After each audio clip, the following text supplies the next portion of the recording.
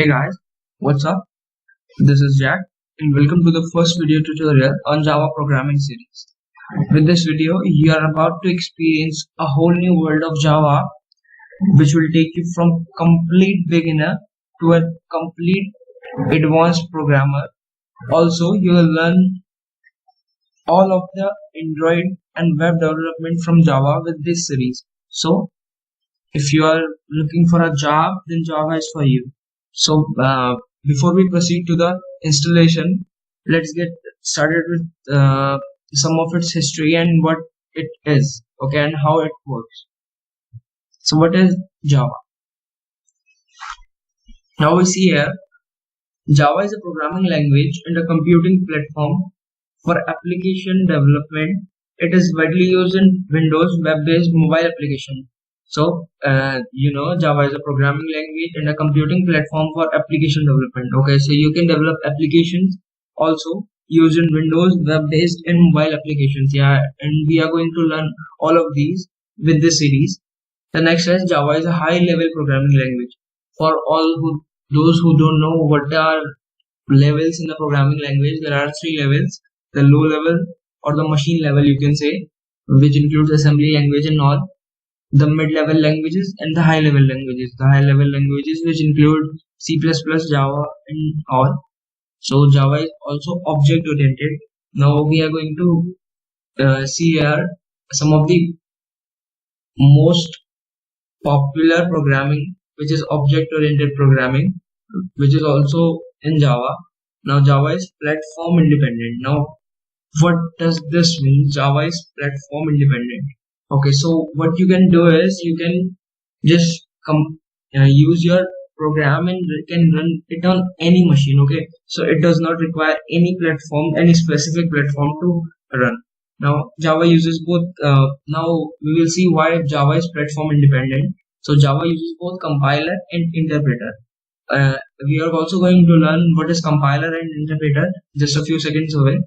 When Java source code is converted to bytecode at compilation time, the interpreter executes this bytecode at runtime and produces output. So how it is platform independent? Now the Java source code is converted to bytecode now. So what is a bytecode? That is in zeros and ones. So the Java source code which you type is converted to zeros and ones at compilation time. Now the interpreter executes this bytecode at runtime. Now at interpreter, it executes this bytecode at runtime. The zeros and ones are executed and produces output. So zeros and ones is a thing that every machine can run. So that is how it is platform independent. Now we go on to what is a compiler. The Java compiler converts high-level Java code into bytecode. Okay, so what we write, whatever a programmer writes, is converted into bytecode using compiler. The next is an interpreter is a program which converts a program at one language to another programming language at the same level. Now, what do you understand by this?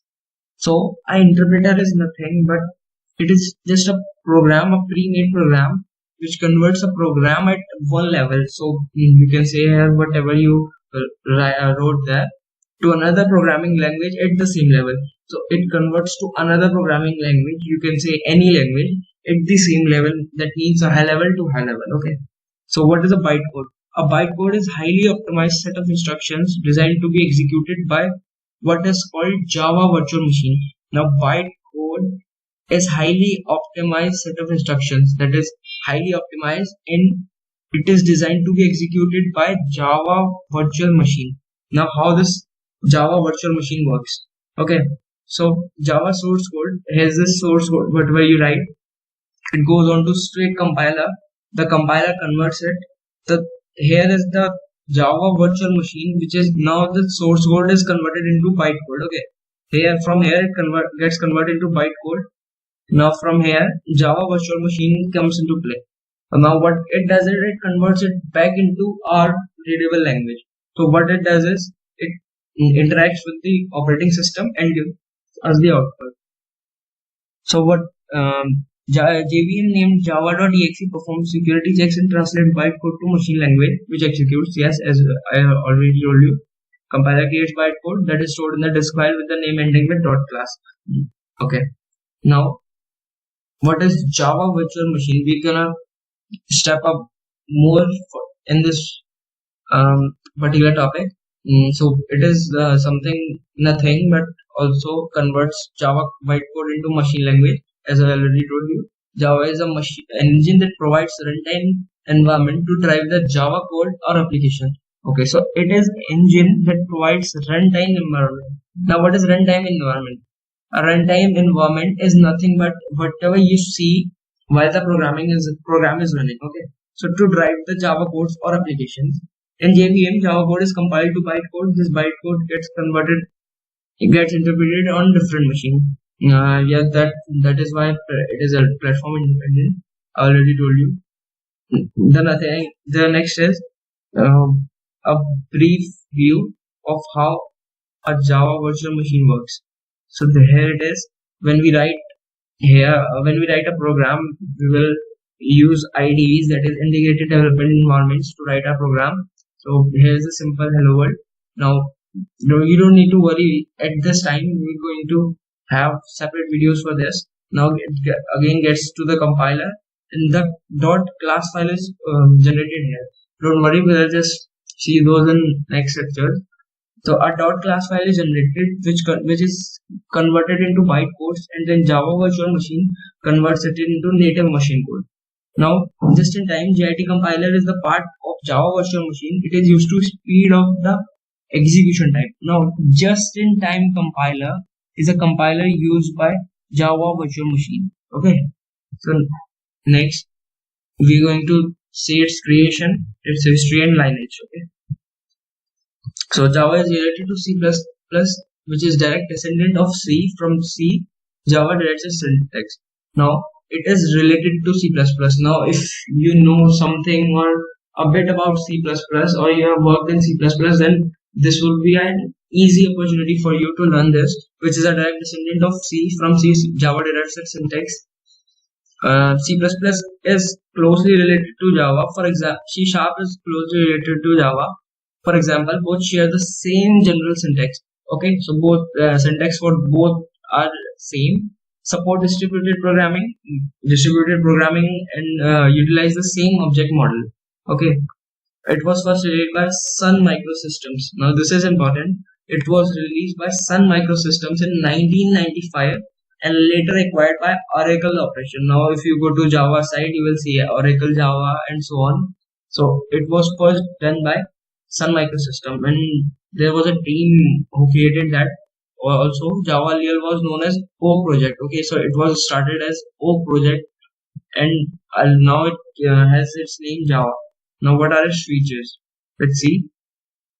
It is simple.